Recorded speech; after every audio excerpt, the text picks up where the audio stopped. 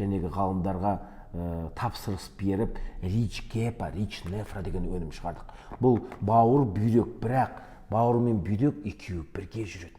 Бауырдың клеткасы, өзімен бауыр маманы болғандықтан 500 мың кішкентай клеткалар, долькалардан тұрады екен бауырдың клеткасы. Оған қан тамыр келеді, оған нерв келеді, оған артерия келеді, оған жәнегі лимфосистема келеді. Ол бәрі осы бір долькасының саны 500 мың. Ол өте қатты регенерация жасайтын керемет орган бауыр деген. Бауырда 200-ден астам биохимиялық процесстер жүреді. Бауырыңыз дұрыс жұмыс істемесе, жәнегі витаминді да төмен.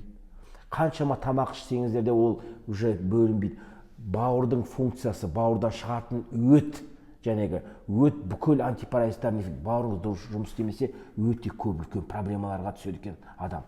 Сондықтан мына рич гепа, рич нефра деген өнімдеріміз бірінші показаниясы. Ол